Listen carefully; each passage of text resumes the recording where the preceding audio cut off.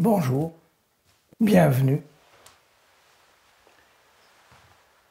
Vous êtes ici, dans notre petit théâtre, installé il y a 20 ans sous les voûtes de notre maison, au cœur d'un village ardéchois. Dans ce lieu confidentiel, nous avons accueilli des milliers de spectateurs. Les derniers étaient encore ici à la fin du mois d'octobre pour assister à une représentation du spectacle Le Nouveau Monde.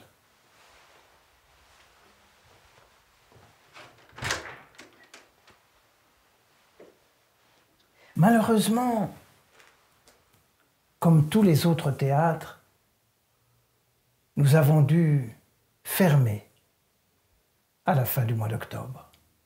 Mais aujourd'hui, vous êtes là et c'est pour vous que nous allons jouer.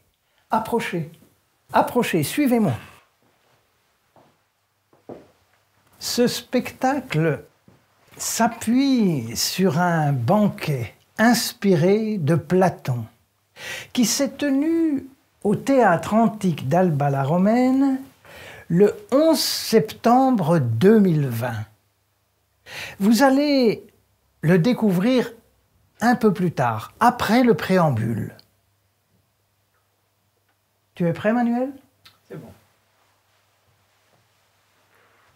Vous êtes bien installé?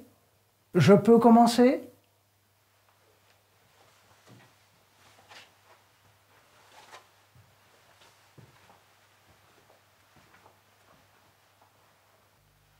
Quand j'avais entendu parler pour la première fois du coronavirus, je venais tout juste de terminer la lecture de Fever, La fièvre, de Deon Meyer, un roman d'anticipation dans lequel l'auteur nous raconte une histoire à dormir debout à propos d'un virus qui aurait exterminé la majorité de l'humanité. En comparaison, la contamination de quelques centaines de personnes dans une lointaine région de Chine m'avait paru anecdotique. Quelques mois plus tard, 4 milliards d'êtres humains étaient consignés à leur domicile, avec l'ordre de ne pas en sortir.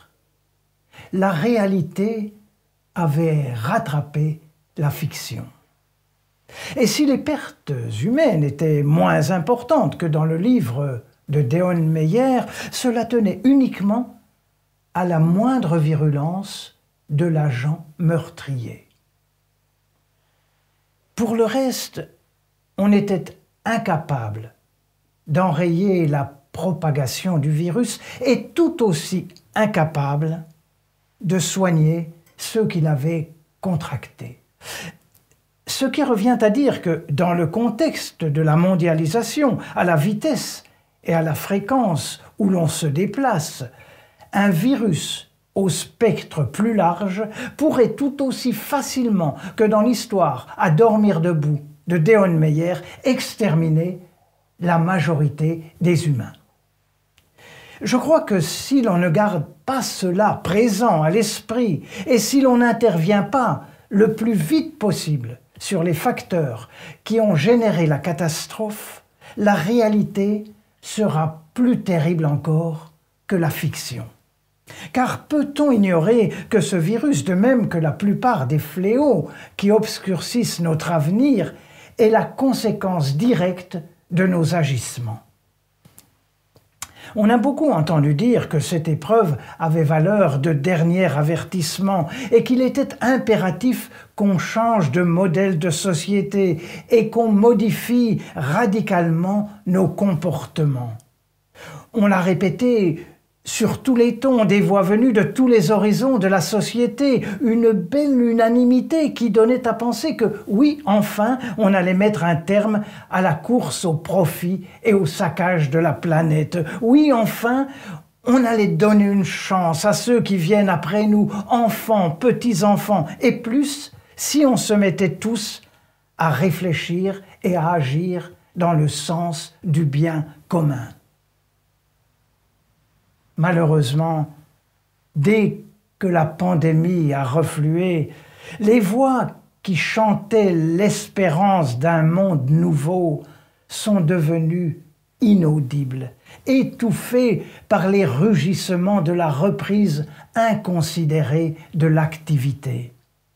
N'est-ce pas insensé, invraisemblable, que rien ne soit sorti de cette catastrophe, ni moratoire, ni réflexion concertée, rien, aucune réaction qui puisse témoigner d'une intelligence collective? On a repris la course, comme si rien ne s'était passé, pressé d'oublier, de revenir à la vie d'avant. Que faut-il qu'il advienne pour qu'on réagisse, se questionne sur notre devenir, le devenir de l'espèce? Ce devrait être actuellement notre première préoccupation. Comment mettre encore des enfants au monde si on ne se préoccupe pas aujourd'hui, tout de suite, de leur avenir sur la terre, si on les promet à l'enfer? Après avoir rongé son frein, la publicité met les bouchées doubles, nous appelant de manière plus agressive que jamais à consommer tous azimuts pour rattraper le temps perdu, relayant le message de l'ensemble des dirigeants du système qui nous a conduits au bord du gouffre. Je suis gagné par une grande lassitude, un immense doute. Souhaitons-nous vraiment que ça change? Nous tous, je veux dire, souhaitons-nous vraiment renoncer à des habitudes de consommation qui épuisent chaque jour un peu plus les ressources, anéantissent le vivant, pénalisent les plus fragiles, les plus démunis, et donnent toujours plus de pouvoir et de richesse à une minorité de profiteurs avides, s'appliquant par tous les moyens à nous asservir davantage, exerçant sur nous un contrôle permanent, nous réduisant à une masse informe, malléable comme de la glaise. La consommation est une forme de totalitarisme aliénante, jusqu'à l'extrême limite de la dégradation anthropologique, jusqu'au génocide, a écrit Pier Paolo Pasolini, le célèbre cinéaste et écrivain italien dans les années 70 du siècle dernier, un visionnaire. Je n'arrive pas à me faire à l'idée que l'évolution nous ait conduits là, dans cette impasse. Je ne comprends pas qu'un organisme aussi sophistiqué que l'être humain n'ait pas la prescience de sa disparition et en conséquence ne fasse rien pour l'éviter. Quand va-t-on en finir avec le mythe de l'invincibilité de l'espèce, l'idée qu'on peut tout réparer, inventer à l'infini les moyens d'échapper au pire? A-t-on déjà oublié la panique qui a suivi l'apparition du virus, l'impuissance des autorités, leur ignorance, leur inconstance, les limites de la recherche médicale, les rivalités, les contradictions, les approximations, avant d'en arriver à prescrire les mêmes remèdes qu'au Moyen-Âge, masques, gestes barrières, confinement. Ce n'est pas parce qu'on est capable de poser un engin sur Mars qu'on est tout puissant et que cela nous autorise à pourrir la Terre. N'est-ce pas terrible d'imaginer que Mars pourrait devenir un jour un refuge pour combien d'êtres humains? Une poignée? Les descendants des plus avides? Ceux qui pillent et ravagent la Terre aujourd'hui? J'avoue que je ne comprends pas. Avoir la chance d'être apparue au paradis, une planète d'une beauté extraordinaire dont on ne connaît pas à ce jour l'équivalent dans l'univers. Et utiliser notre intelligence à la saccager.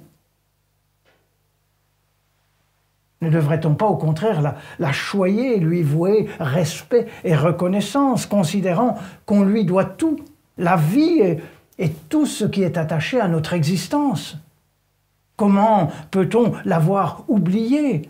Comment peut-on ignorer d'où on vient, le chemin qu'il a fallu parcourir pour qu'on se retrouve là ensemble, à partager le plaisir d'être en vie? Car n'est-ce pas d'abord ce qui nous a réunis, l'envie de partager le plaisir d'être en vie? Moi, c'est ce qui m'a poussé à écrire. La pensée que j'allais vous retrouver. Pas le public, vous. Chacun d'entre vous. Que je vous connaisse ou non. J'ignorais ce que j'allais vous raconter. Mais je ressentais le besoin de le faire, l'urgence de retisser le lien. Ce confinement nous avait mis à distance, coupés les uns des autres. On avait érigé des barrières entre nous. La défiance, la peur s'étaient insinuées jusque dans les familles. On ne pouvait plus, n'osait plus s'embrasser, se toucher, s'approcher, empêchés par la consigne, la prudence, la crainte. Chacun devait se débrouiller avec sa propre appréciation de la situation et les sentiments contradictoires qui l'agitaient. Le décompte des morts et des intubés rythmait les journées, ajoutant à l'angoisse. Toute l'actualité tournait autour de la Covid, cette effrayante et mystérieuse héroïne dont personne ne voulait assumer la paternité. Sans les remettre en question, je percevais ce confinement et les mesures de distanciation comme une parenthèse délétère. Je les voyais ronger l'humain, ce qui fait l'humain, la reconnaissance des autres par le contact, le vis-à-vis, le toucher. Cette épidémie n'était pas seulement une catastrophe sanitaire, plus profondément, elle sapait l'humain, accentuait notre dépendance aux outils prétendument intelligents qui se multipliaient autour de nous. J'avais le sentiment qu'on ne contrôlait plus rien, que tout nous était imposé. La pression se faisait chaque jour un peu plus forte, nous vidant progressivement de notre substance. Je sentais que mes amis perdaient pied. Ils tenaient des propos qu'ils n'avaient jamais tenus auparavant, exprimaient ouvertement leur absence de désir, leur désintérêt pour la vie. Les plus touchés étaient ceux qui s'étaient engagés avec le plus de force, les plus fervents défenseurs de la vie. Ils étaient en train de décrocher. L'un d'eux m'avait même confié « Je crois que je n'ai pas envie d'aller plus loin. Je ne veux pas connaître la suite. La folie aura toujours le dernier mot. » « Non !» lui avais-je répliqué. « Non !» Ce n'était pas une dénégation, mais un cri. Je ne voulais pas entendre ça, pas de sa bouche, ni d'aucune autre d'ailleurs. À quoi servirait-il de vivre si l'on devait finir sur ce constat?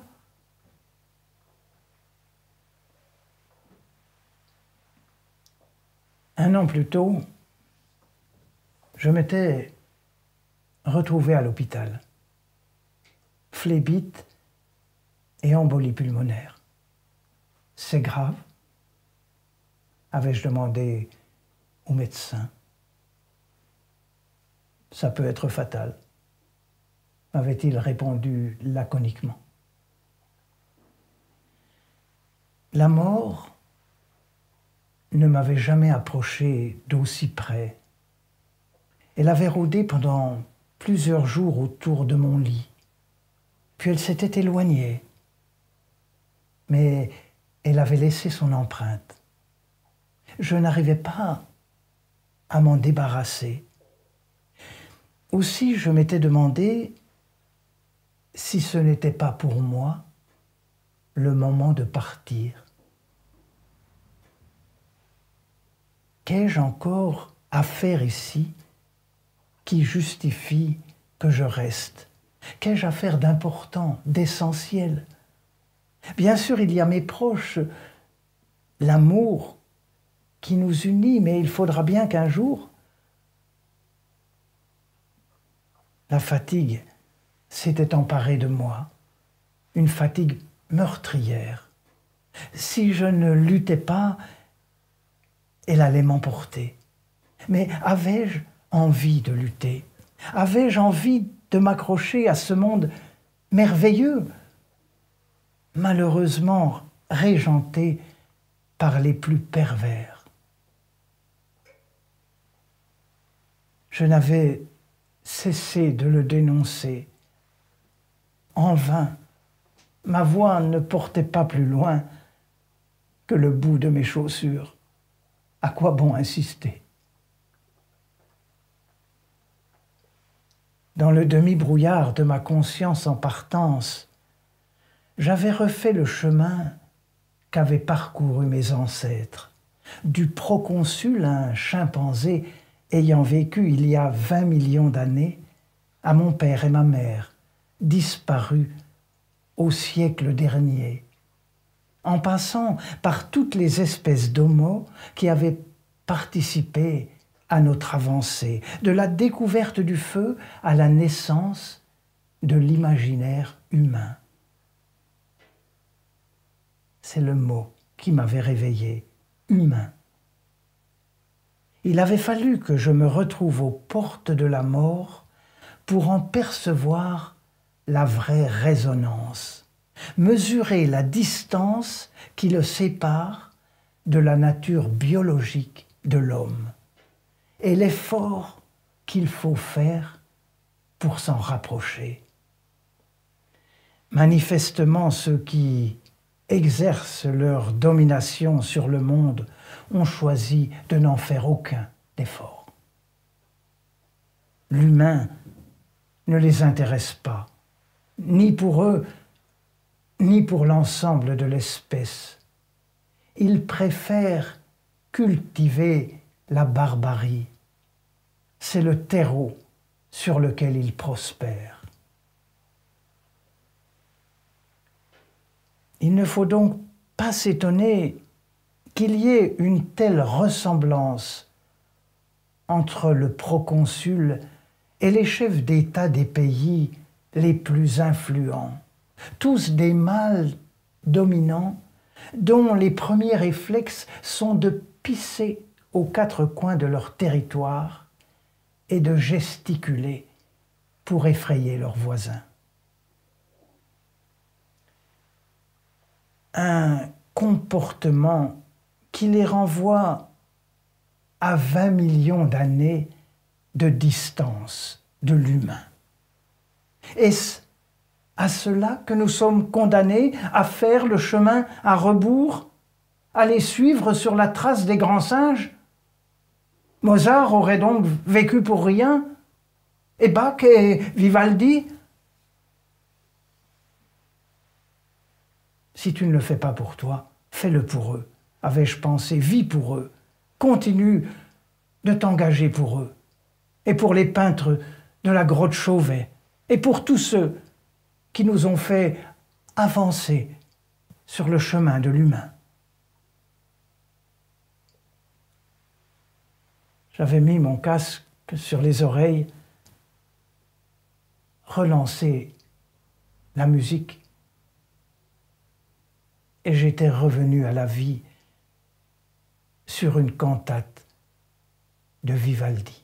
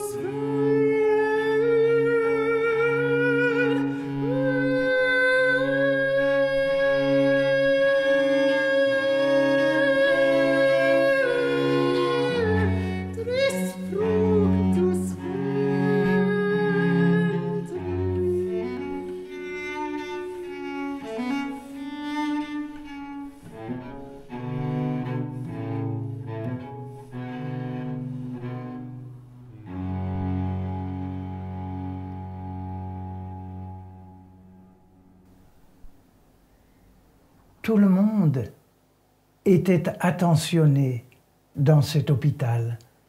J'admire les soignants, leur implication. Je trouve indigne, méprisable, qu'on les traite aussi mal, les écoute aussi peu. Ils ont donné beaucoup pendant l'épidémie, suscitant une immense vague de sympathie, une formidable poussée de fraternité. Quoi qu'on en pense, les avis à ce sujet divergent. C'était beau, ces applaudissements chaque soir, pour leur dire merci. Il est là l'humain, dans ces gestes-là, dans la reconnaissance de l'autre, dans le bien qu'on se fait à dire son amitié, son respect. Il aurait fallu continuer, profiter de l'élan, se remercier les uns les autres, de faire ensemble société, de se secourir mutuellement. La preuve était faite qu'on pouvait se rassembler de manière solidaire, oublier les réflexes grégaires de défiance qu'on exploite pour nous diviser. Ces applaudissements étaient une forme de musique, de chant profond, une manière de chanter ensemble, d'être ensemble. Chanter, c'est être, dit Rilke dans les sonnets à Orphée. Et être, c'est vivre réellement, en conscience. Et vivre réellement, c'est se réjouir d'être ensemble. Car des êtres conscients savent ce qu'ils doivent aux autres. D'où la joie réelle que chacun prenait à applaudir, à unir ses mains qui ne pouvaient plus toucher pour rétablir d'une autre manière le contact. Je crois qu'il faut en faire la démarche pour devenir humain. Cela demande qu'on se dépasse, qu'on s'élève au-dessus de l'homme biologique. C'est de mon point de vue la plus grande expérience que puisse mener un homme, la quête qui donnera sens à son existence. Imaginez la perspective, consacrer sa vie à devenir humain. Est-ce que ça ne rend pas tout le reste dérisoire? L'avoir, le pouvoir, la compétition, la domination? N'est-ce pas ce qu'ont ressenti le temps d'un vertige ceux qui applaudissaient, l'insignifiance de ces valeurs trompeuses qui commandent nos agissements en regard de la satisfaction que leur procurait un simple geste de gratitude? Un ami me l'avait dit. Chaque jour, j'attendais ce moment. C'était tellement intense qu'il m'arrivait de pleurer. Je n'avais jamais connu cela. Me sentir appartenir à ce que je percevais comme étant la vraie réalité humaine. Il enchaînait en musique, prenait son saxophone et jouait pour les voisins rassemblés sur les balcons. En soufflant à plein poumon dans son instrument, il propageait le souffle de vie dont chacun avait besoin pour résister à la pression que le confinement exerçait sur lui. Comme des milliers d'autres artistes, il a joué un rôle essentiel, venant en appui des soignants pour lutter contre la détresse morale de millions de personnes retenues à leur domicile, oppressées par la situation.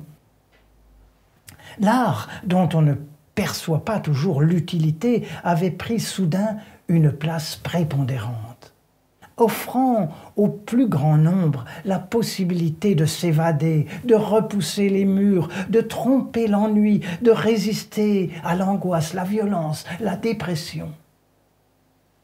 J'étais émerveillé par ce que les artistes inventaient pour nous soutenir, les musiciens particulièrement, mais aussi les comédiens, les danseurs, les circassiens, tous ces artisans du spectacle vivant, cloués au sol par le virus, empêchés de se produire dans les lieux qui leur sont d'ordinaire dévolus. Je revois ce quatuor à cordes jouant au pied des immeubles, se déplaçant de bar en bar, cette soprano grimpée dans un arbre de son jardin, chantant pour les gens du quartier, cet acrobate accroché à un réverbère, improvisant une chorégraphie orchestrée par un rouge-gorge enchanté que le silence soit tombé sur la ville. Je revois ce clown courant après son ombre pour faire rire les enfants déboussolés par la distanciation. À leur manière, ils réinventaient la ville, lui redonnaient des couleurs, une grâce qu'elle avait perdue ou n'avait jamais eue. Ils préparaient le monde d'après, celui que nous devons absolument construire si nous voulons échapper au chaos. Mais n'est-il pas déjà là, en gestation, le nouveau monde, disséminé au milieu de l'ancien? Ne suffit-il pas de le révéler pour que l'autre s'efface et avec lui les chimères qui lui prêtent existence? C'est pour ma part ce que j'ai choisi de faire. Participer à le révéler à mon niveau, par le théâtre, en recueillant la parole de ces êtres réellement vivants, sensibles, créatifs, qui attestent déjà de sa réalité. Ainsi, après le confinement, guidé par l'amitié, l'intuition, le hasard, je suis parti à leur rencontre, je les ai écoutés, puis je les ai réunis autour d'un repas, de sorte que ces acteurs du nouveau monde fassent connaissance, partagent leurs expériences et s'inscrivent dans un mouvement ayant pour objectif de mettre en relation ceux qui, comme eux, œuvrent à la préservation et à l'émancipation du vivant.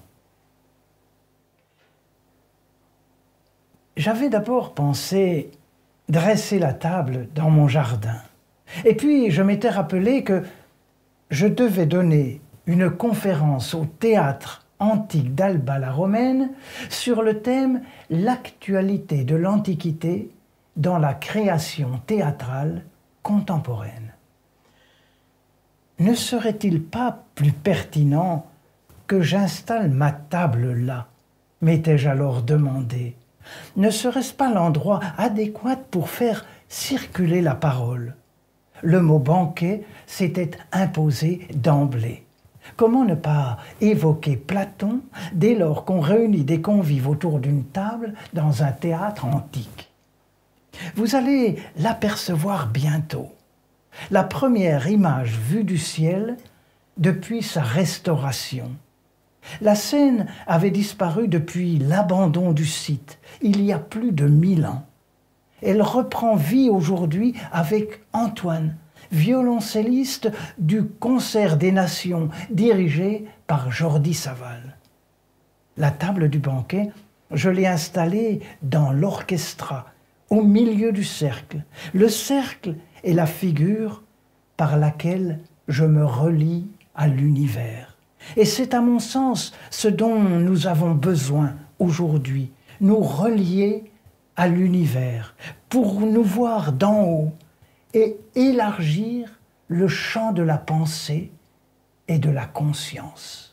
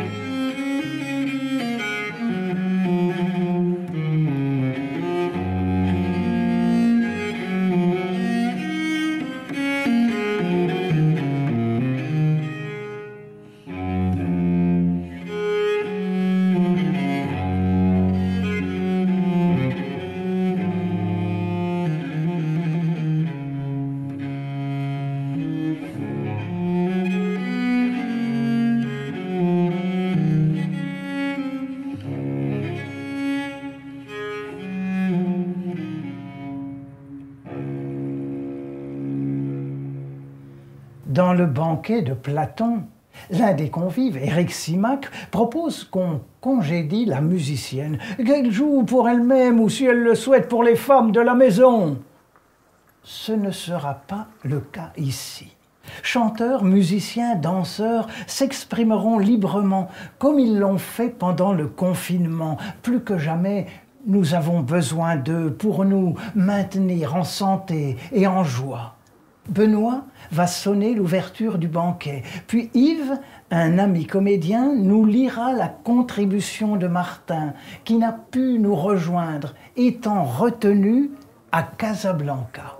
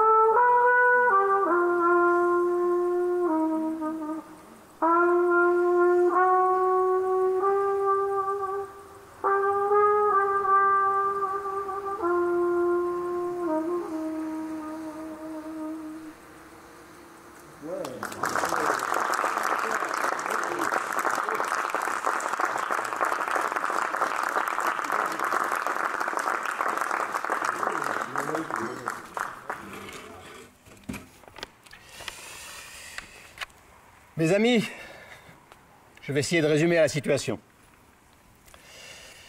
Donc nous appartenons à un système monde dont le modèle, basé sur l'exploitation sans limite explicite des richesses et du vivant, produit deux excès, dont d'ailleurs on ne discute plus la réalité. Le premier excès, c'est l'atteinte excessive à l'écosystème Terre, au point que nous mettons en danger d'ailleurs le milieu vivant auquel nous appartenons en le parasitant et qui nous menace nous-mêmes d'extinction. Et le deuxième excès, c'est la création d'inégalités excessives entre les humains, rendant toute compréhension raisonnée et acceptation morale du monde impossible. Et produisant donc des réactions irraisonnées, de plus en plus violentes et de plus en plus légitimes. Finalement, la mise en crise du système mondial par ce virus, c'est l'occasion de questionner ce système et d'accélérer sa transition. Essayons de voir comment elle peut nous aider à faire passer du statut de parasite du jardin planétaire à celui d'hôte symbiotique.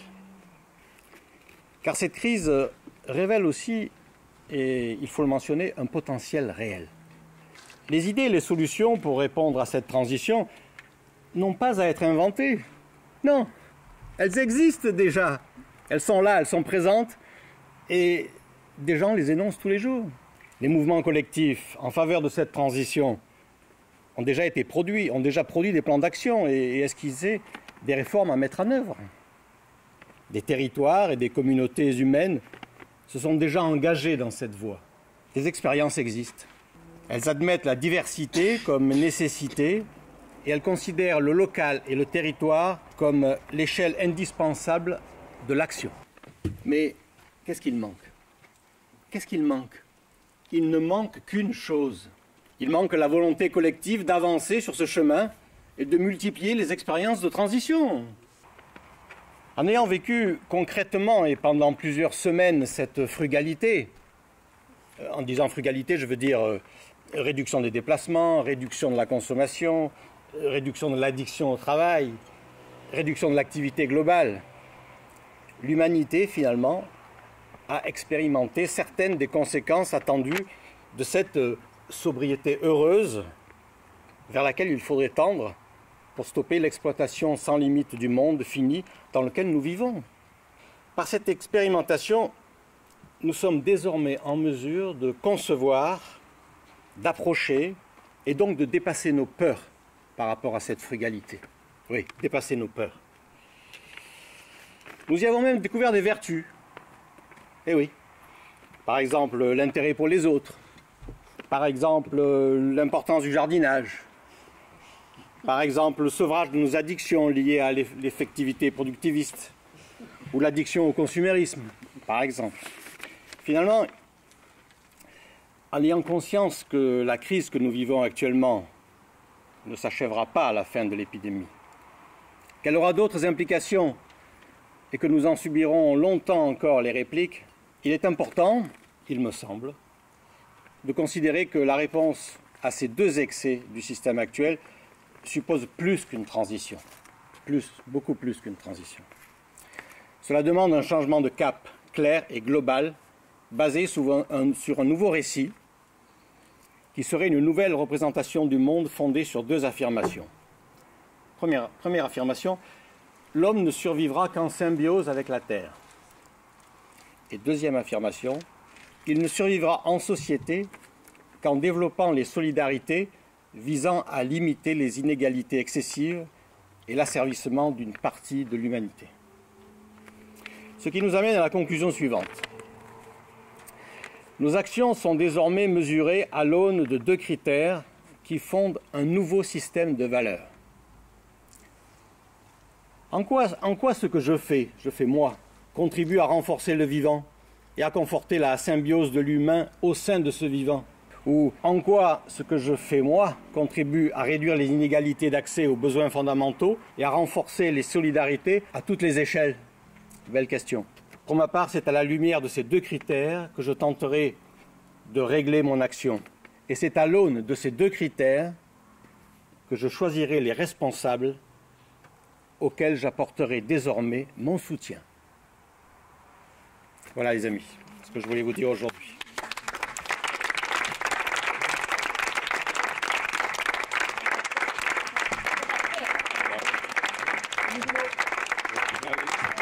La catastrophe, l'effondrement n'en sont peut-être qu'à leur début. Que ferons-nous de notre colère si rien ne change dans l'espoir d'un changement de nous-mêmes, êtres humains, de notre façon de pratiquer ce monde? Que deviendrons-nous? Comment réagirons-nous si rien ne change et que tout redémarre comme avant? Si tous les avions redécollent pour nos sauts de puce en Corse ou à Lisbonne? Si notre empreinte sonore se remet à couvrir le chant des oiseaux? Si nous redevenons des avaleurs voraces de chair? Si nous engloutissons la beauté et le silence comme avant? À quoi ce virus et cette crise auraient-ils servi? Le temps presse, il nous presse, il nous oblige à agir si nous ne voulons pas être les acteurs de notre propre disparition et de la disparition de ceux qui nous suivent et que nous avons désirés. Nous devons œuvrer ensemble pour qu'il n'y ait pas de retour à l'anormal. L'état d'avant, c'est le désordre institutionnalisé qui conduit au chaos. Il nous faut tout réinventer en partant des plus petites cellules de la société.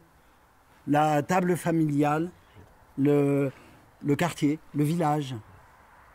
Organisons des rencontres partout, dans des lieux accueillants où la parole et la pensée pourront circuler librement et où nous pourrons inventer une société digne du cadeau que la vie nous a fait en nous permettant d'exister.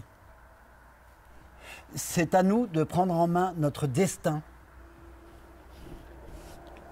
de remettre la vie au cœur des préoccupations humaines. Moi, je ne cesse de m'émerveiller d'être là. Et je crois que c'est le cas pour la majorité d'entre nous. Alors ne permettons plus qu'on nous vole cet émerveillement. Ouais.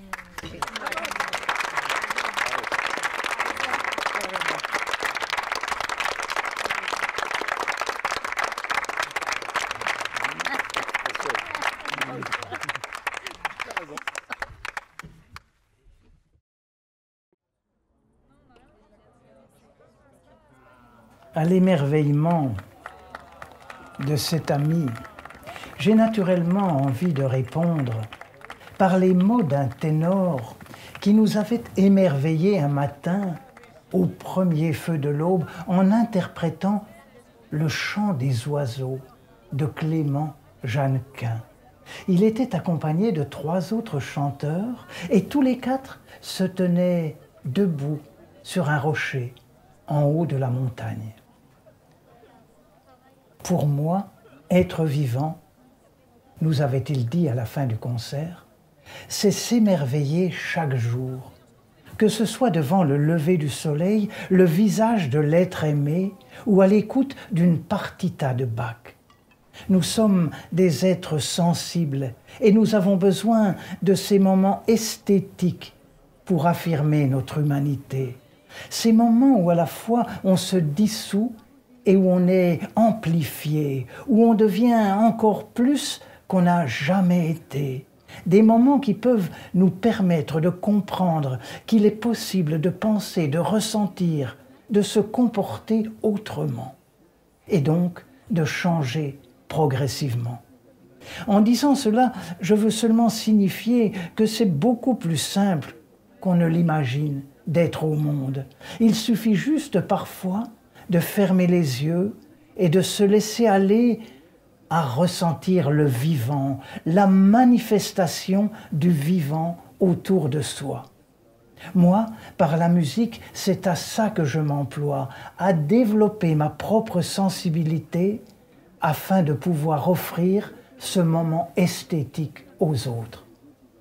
C'était la juste formulation de ce que nous venions de vivre, un moment esthétique.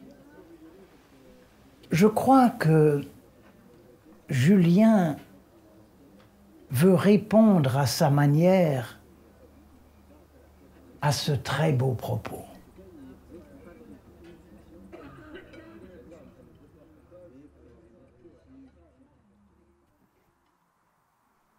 Des monts et merveilles, vents et marées, au loin déjà la mer s'est retirée, et toi comme une algue,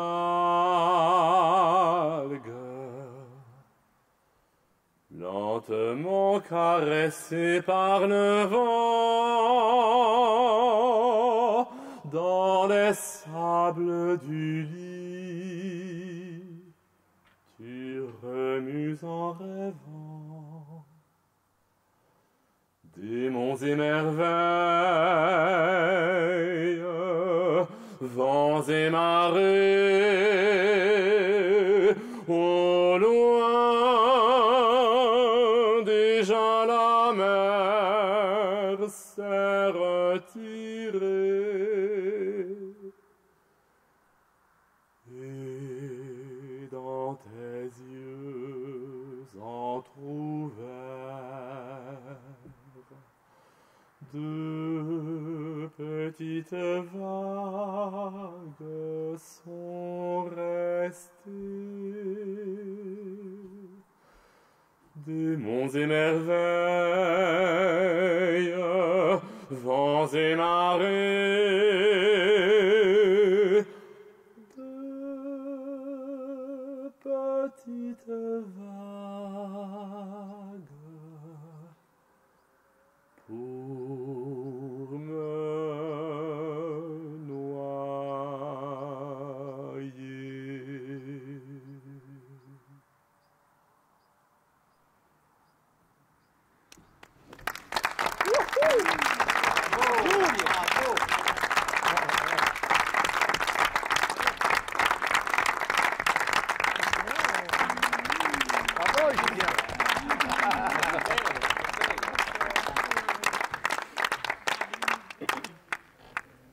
Pour le menu de ce banquet, j'avais d'abord pensé à une recette antique provenant des archives du musée.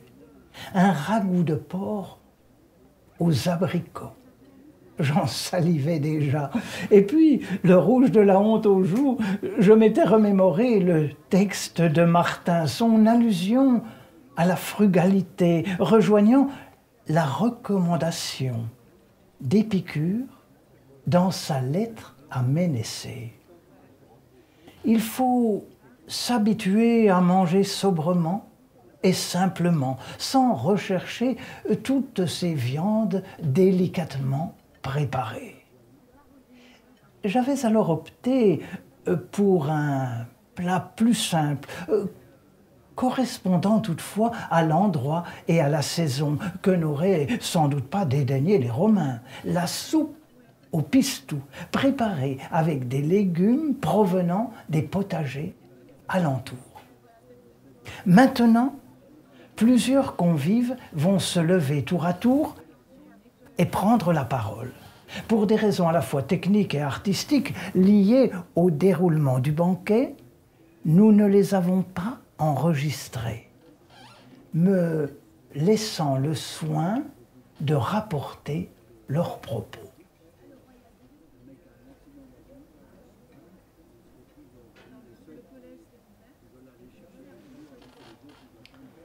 Ce banquet me ramène bien entendu à Platon et à l'allégorie de la caverne.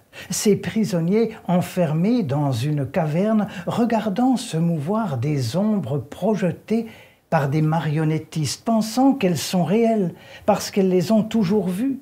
N'est-ce pas aujourd'hui encore la plus juste image de la condition humaine? Ne sommes-nous pas toujours enfermés dans la caverne, prisonniers de nos croyances, nos idées reçues, nos habitudes, nos peurs, notre soumission, notre acceptation du mensonge? Et l'issue n'est-elle pas toujours la même? Déchirer le voile de l'illusion. C'est ce que m'avait dit une très vieille dame rencontrée près d'un lavoir dans un village du Sud. Il nous faut déchirer le voile de l'illusion. La démocratie n'a plus d'autre usage que de servir les démagogues et les groupes d'influence qui les propulsent sur le devant de la scène. Le peuple est devenu une chimère à qui l'on fait dire et faire n'importe quoi. La démocratie s'est retournée contre lui. Il n'en est plus l'expression, mais la caricature. Voyez les réseaux sociaux, ce déversoir de propos triviaux. Que peut-il ressortir de tout cela, sinon du désordre qui engendrera la tyrannie? Platon avait raison. La vieille dame retira son masque. Un masque de comédie, pas ce cache-nez qui nous fait ressembler à des zombies. Je compris que c'était une comédienne. Elle me raconta qu'elle avait enseigné brièvement la philosophie et que, s'appuyant sur Socrate, Platon, Aristophane, elle se déplaçait à pied de village en village et haranguait les passants comme elle venait de le faire avec moi. L'an dernier, j'ai défilé avec Greta Thunberg. J'ai été horrifié par les injures qu'on a déversées sur elle à la suite de son discours à l'ONU. La haine affichée de certains adultes. Quelle légitimité a-t-elle pour nous donner des leçons? S'était-il indigné. La légitimité de notre âge, car c'est nous qui héritons de la terre, et sans vouloir vous offenser, l'état dans lequel vous nous la laissez est à vomir. En 2050, je serai plus jeune que la majorité d'entre vous à cette table, où je vois davantage de têtes grises que de visages juvéniles. Dans quel état sera la Terre à ce moment-là? Combien de nouveaux virus auront apparu? Et quel niveau de température aura-t-on atteint? Les 6 premiers mois de cette année ont été les plus chauds jamais enregistrés. C'est la honte, je crois, qui a poussé ses détracteurs à la salir. La honte et le refus de se remettre en question, la peur de devoir renoncer à leur confort. Nous, ce n'est pas notre confort que nous défendons, c'est notre vie. Alors je vous le demande, sortez-vous les doigts, bougez-vous les fesses. Vous avez bien profité maintenant, il vous faut nous aider à réparer. Pensez-vous qu'un être humain puisse vivre en permanence avec un masque sur la figure? Car ce n'est pas un vaccin qui résoudra le problème des catastrophes sanitaires à venir si nous ne changeons rien.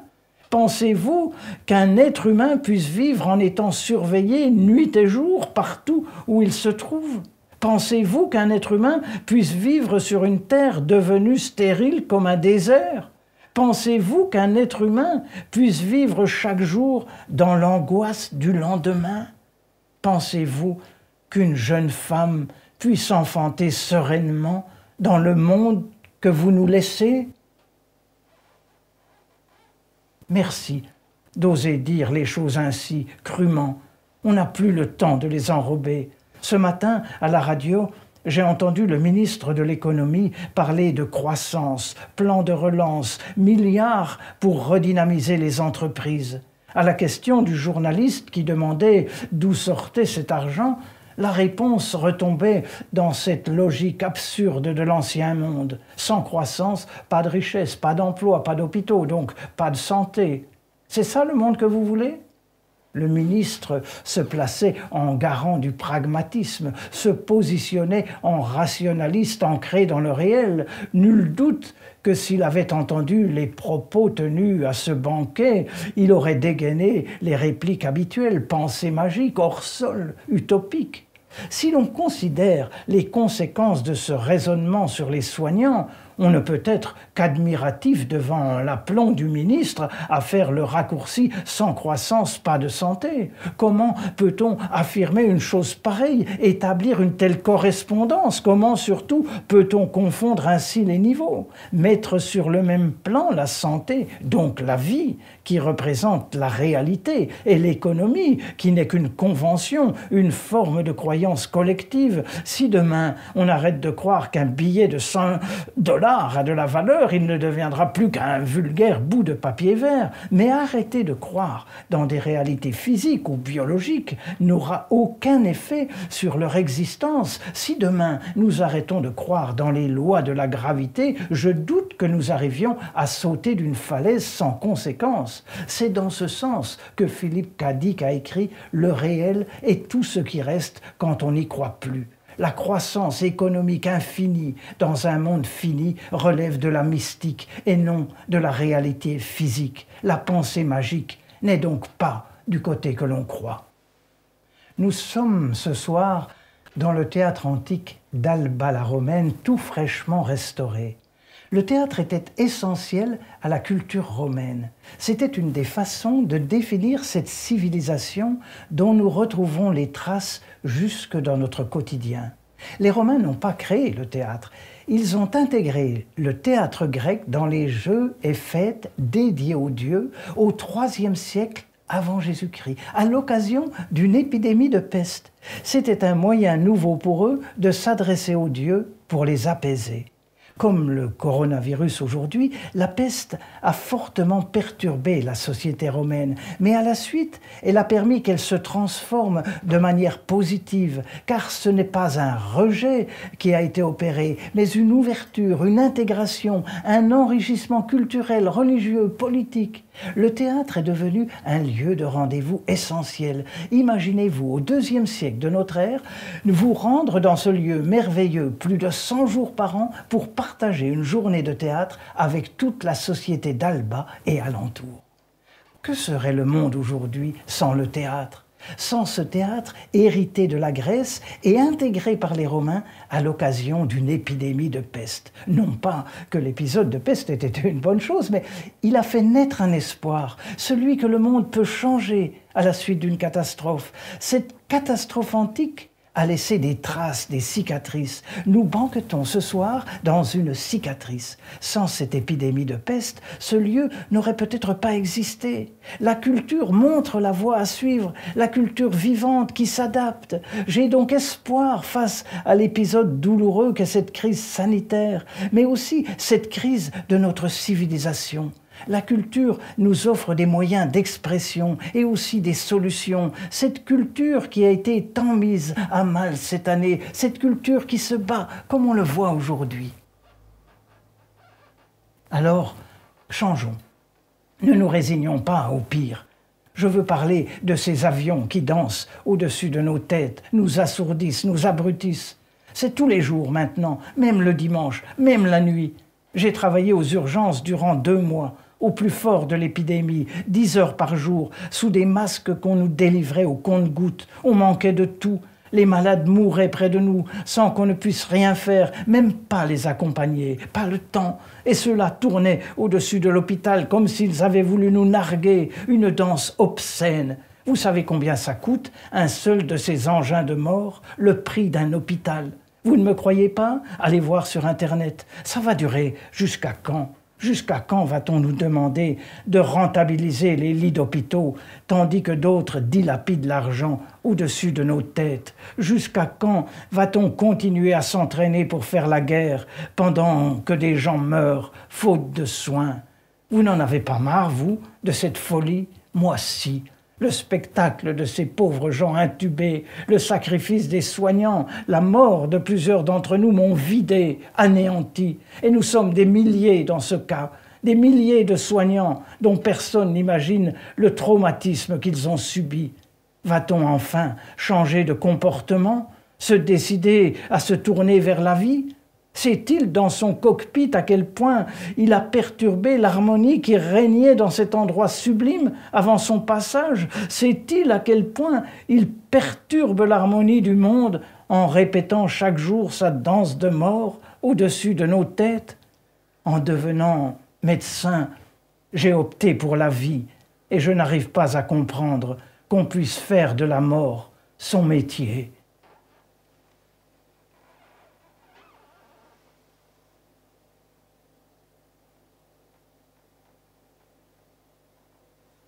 Je reviendrai à la culture, à l'art, avec ce livre, pour témoigner de leur force.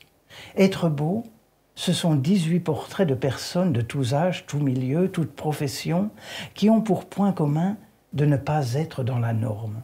Ce sont 18 séances de pose où chaque personne photographiée a choisi son univers, son décor, pour se présenter comme elle le souhaitait. Un corps à corps avec notre condition humaine, parce qu'être beau, c'est être soi.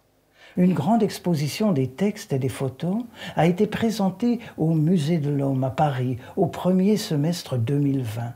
Elle a malheureusement été perturbée par le virus. Après son accident, on avait prédit à Anya qu'elle ne ferait plus de musique, plus de harpe, parce que cette dernière est munie de 7 pédales et qu'Anya n'avait plus de pieds mobiles. J'ai tout reconstruit, m'a-t-elle dit. L'accès à mon art, le retour à la musique, un semblant de retour en mon corps, dont la moitié est immobile. Aujourd'hui, elle enseigne l'aniamatique, un instrument inventé pour elle et qui permet à d'autres harpistes d'agrandir leur répertoire. L'histoire de Delphine, c'est le parcours hors du commun d'une handicapée de naissance, condamnée par la médecine, pratiquement tétraplégique à l'âge de 10 ans, trachéotomisée à 12 ans, orpheline de sa mère à 14 ans, et qui décide à sa majorité de vivre de manière indépendante et libre. Elle découvrira qu'elle est femme jolie et attirante, qu'elle peut être aimée et a droit au même bonheur que les gens dits normaux, qu'elle peut vivre une vie active et remplie. À 22 ans, elle pose pour des photos de charme et expose ses portraits, pas par provocation, seulement pour imposer une autre image de la différence. Elle a ressenti le besoin de se voir semblable à ces corps parfaits qui hantent les médias, pour se sentir femme tout simplement. Je trouve que ce sont des histoires de nouveaux mondes, car elles nous conduisent à changer de regard et de perspective, et à la faveur de ce changement, à nous rapprocher de l'humain.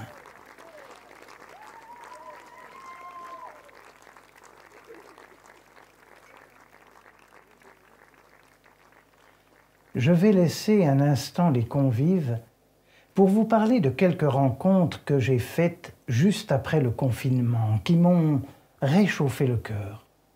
Je pense tout d'abord à cette exposition de Aïcha, découverte dans une grange aménagée en résidence d'artistes dans un village de Lozère. Rassurez-vous, avant de pénétrer dans cette grange, je ne savais pas non plus ce qu'étaient les Aïchas. Le Aïcha associe une photographie et un haïku, m'avait dit Claudine, l'artiste qui avait réalisé les œuvres. Il découle du haïga japonais, dans lequel les poètes illustraient leurs textes au moyen d'estampes. Dans le haïcha, la photo remplace l'estampe. Je suis tellement ému par cette exposition, la vérité des textes et des images, que je pleure. La beauté est partout, vraiment. Comment peut-on passer à côté ? Un autre jour, j'avais croisé un murailler, quelqu'un qui érige des murs en pierre sèche. Savez-vous pourquoi certains murs d'usage sont si beaux ? M'avait-il demandé. Parce que ceux qui les ont édifiés ont écouté les pierres. Elles leur ont enseigné le beau geste qui s'inscrit dans un tout et participe au bâti du monde. La pierre sèche allie l'art à la nécessité qui assure notre survie et l'art qui nous élève. Lorsque je construis un mur, je m'élève avec lui. Et si je le monte assez haut, sans déroger à la beauté, je peux toucher les étoiles. Je me souviens aussi avec bonheur de ce couple croisé sur un sentier. Il m'avait parlé d'écologie appliquée, de lien social, de musique, de théâtre. Un propos riche, dense, parfaitement architecturé, où revenait souvent le mot humain. Et puis, il y avait eu cette jeune femme devant son étal sur un marché. Ici, tout est naturel, aliment sain, avait-elle écrit sur une ardoise. Cela veut dire quoi, précisément, lui avais-je demandé. Rien d'autre que ce qui est écrit, m'avait-elle répondu. Ici, tout est naturel. Oh, je devine ce qui vous chiffonne, que le mot bio n'apparaisse pas. Rassurez-vous, j'ai les labels. Le problème, c'est que l'appellation ne me convient pas. Je trouve insensé qu'on doive se définir par rapport à l'agriculture industrielle frauduleusement appelée conventionnelle ou traditionnelle. La vérité consisterait à remettre les choses dans le bon sens, appeler simplement les tomates bio tomates et les tomates issues de l'agriculture chimique tomates chimiques. Ainsi, le consommateur serait clairement renseigné. Ce que je ne comprends pas, c'est que, connaissant les ravages de l'agriculture chimique et l'impasse dans laquelle elle nous a conduits, nous n'allions pas tous dans ce sens. J'entends que la transition est parfois difficile, mais quand on sait ce qu'on a à y gagner, la santé, d'abord la sienne et celle de tous, le respect de soi-même et des autres, le goût de son travail, la fierté de préserver le vivant, on trouve la force de franchir les obstacles. N'est-il pas préférable de dépenser son énergie à construire le meilleur plutôt que s'épuiser à tenter désespérément de sauver le pire? Je n'oublierai pas le théâtre du fil, attaché à la protection judiciaire pour la jeunesse, que Brigitte et Raoul accueillent chaque été depuis 15 ans. Une compagnie théâtrale qui a permis à des dizaines, voire des centaines de jeunes d'échapper ou de sortir de la délinquance et qui a révélé de formidables artistes tels Lazare, l'un des plus grands dramaturges actuels, ou encore Mourad Musset, le fondateur et leader du groupe La Rue qu'est à nous, que j'avais invité au banquet avec Lorraine de mon côté punk et Gary de Massilia, Sound System, afin qu'il nous interprète Contre quoi lutte l'artiste, la dernière chanson de Gary. Malheureusement, il n'était pas libre à ce moment-là. Et puis, il y avait eu ce biologiste rencontré chez un ami qui nous avait dit « La seule chose qui peut nous sauver, c'est une révolution comportementale. Si nous restons prisonniers des comportements primitifs inscrits au plus profond de nous par des millions d'années d'évolution, nous rejoindrons la longue liste des espèces en voie d'extinction. En revanche, si nous réussissons cette révolution, ce sera le début d'une nouvelle ère, la réconciliation de l'espèce humaine avec elle-même et avec le monde dont nous sommes issus. Mais je crois que quelque chose se prépare à la table du banquet.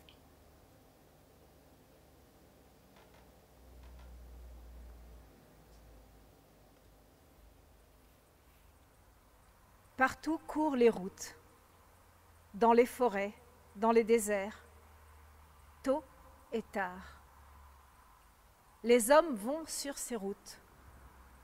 Les charrettes y vont aussi, tôt et tard. Les pieds des voyageurs foulent le sable et l'argile, foulent le silex et la boue. Qui est pauvre au gré du vent? Chacun sur la grande route est un prince travesti. Les haillons se déchirent, partout où le ciel est bleu, partout où Dieu est juge. Dans les ornières, les chênes s'entrechoquent, les haillons se mélangent. Ainsi, dans le désert terrestre, abandonnant les pâturages, évitant les villages, mendient et règnent les princesses galériennes, les princes galériens. Et voici nos routes qui se croisent. Et voici que nous nous heurtons les uns contre les autres. Oh, l'heure est sombre, sombre. Ce n'est pas moi avec toi, mais un malheur galérien qui, avec un autre, se rencontre. Mais quoi baise ma bouche, puisque Dieu ne t'a pas épargné de moi, mon amour? Sur la même route, une charrette nous traînera tous, tôt ou tard. Marina Tsvetaeva. Всюду бегут дороги, всюду бегут дороги, по лесу, по пустыне, в ранний и поздний час. Люди по ним ходят, люди по ним ходят, ходят по ним дороги, в ранний и поздний час. Топчут песок и глину, топчут песок и глину, страннические ноги, топчут кремень и грязь. Кто на ветру убогий, кто на ветру боги, всяк на большой дороге, переодетый яс.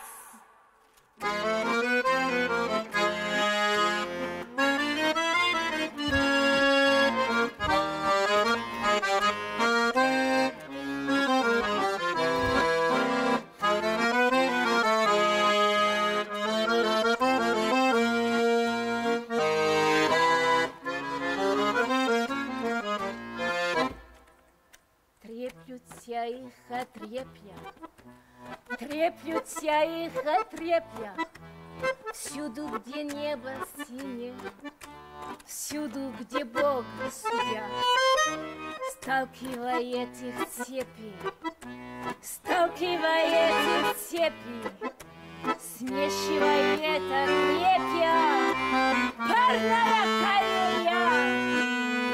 Так по земной пустыне, так по земной пустыне, кинув земную пажить и сторонясь жилья, не шанцуют и княжат, не шанцуют и княжат, каторжные княгини, каторжные князья.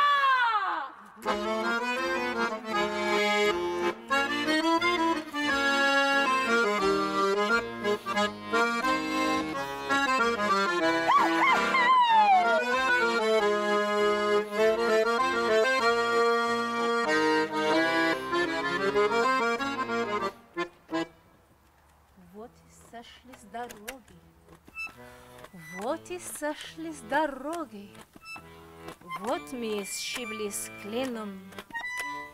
Тёмен час, это не я с тобою, это не я с тобою, это беда с бедою, каторжная сошлась. Что же целует в губы, что же целует в губы, коли ты меня любишь, Бог от меня не спас. Кто же целует в губы, на ласуне дороги, по волоку дороги, в ранний поздний час.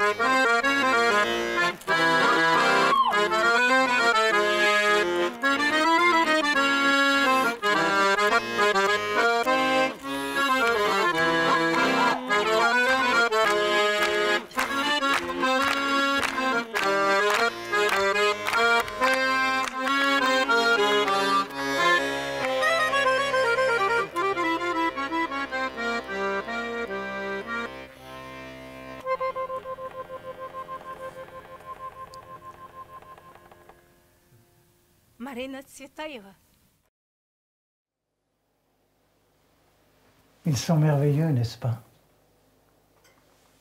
Isabelle et Alain, ma famille de cœur. Je les remercie chaleureusement d'être là avec nous, de m'avoir fait confiance quand je leur ai dit que tout serait improvisé, que le banquet aurait lieu en direct, sans préparation, pour la vérité de l'instant.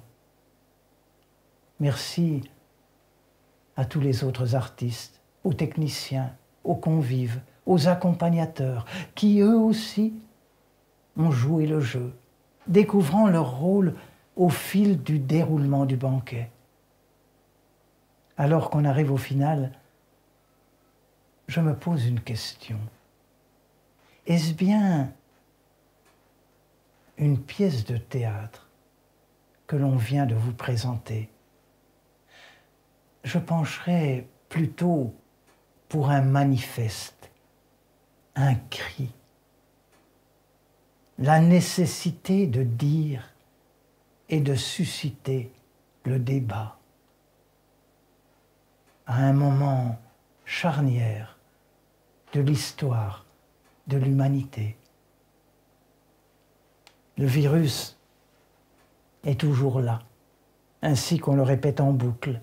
Et tant qu'on ne modifiera pas nos comportements, il sera là, lui ou un autre, une autre catastrophe.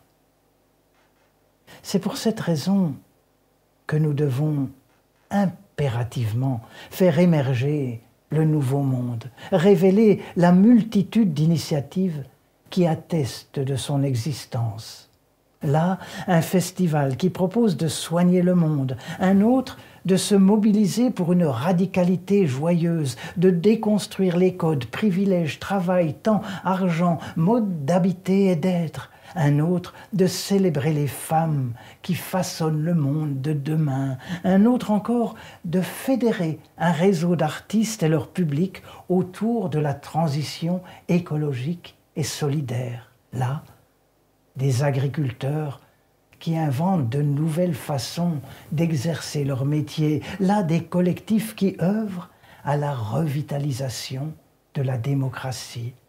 Il est urgent de les mettre en relation, de créer des réseaux vertueux.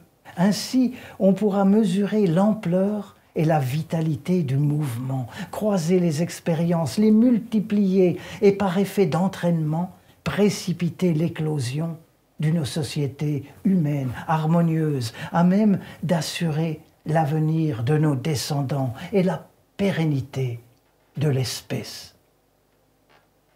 S'il vous plaît, faites-nous part des initiatives remarquables dont vous avez connaissance. Ce sont autant de bonnes nouvelles pour le monde que nous nous efforcerons de répandre. Musique, maestro.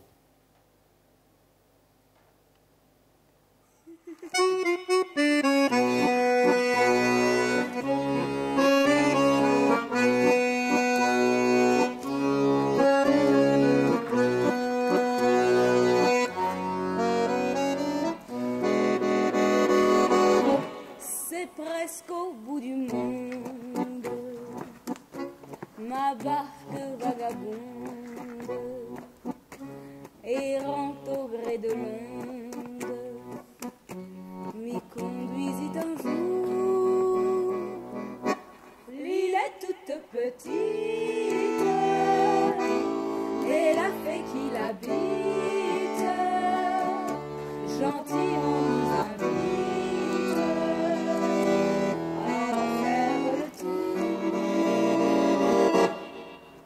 Yucadi, c'est le pays de nos désirs. Yucadi, c'est le bonheur, c'est le plaisir. Yucadi, c'est la terre où l'on quitte tous les soucis. Dans notre nuit comme une éclaircie, l'étoile qu'on suit. C'est Yucadi.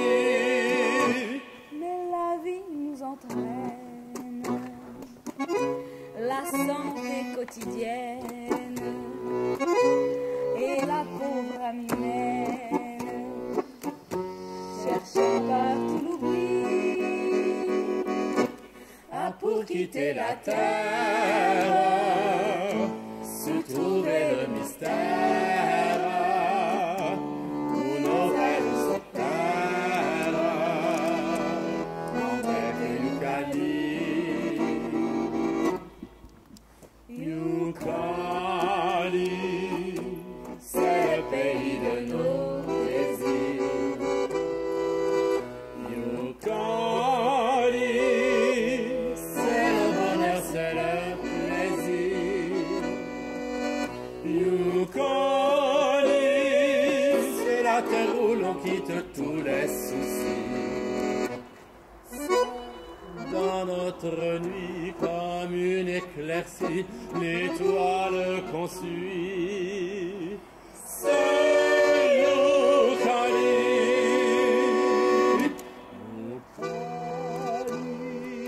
C'est le respect de tous les vœux échangés. C'est le prix des beaux amours partagés. L'espérance qui est au cœur de tous les humains, la délivrance que nous attendons tous pour demain. Youcali, c'est le prix de nos désirs.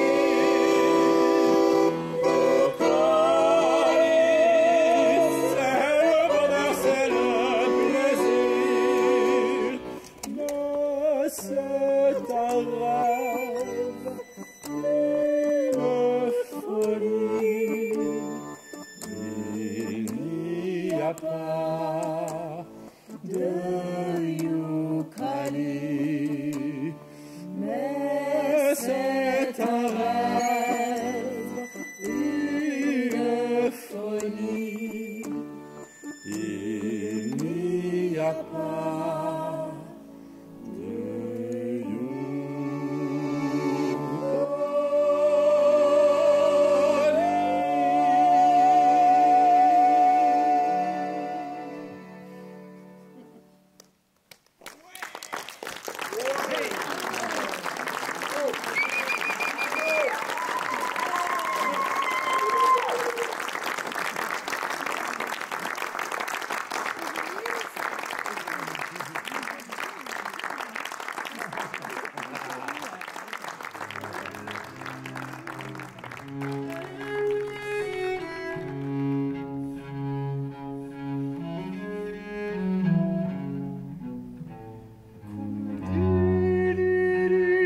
Du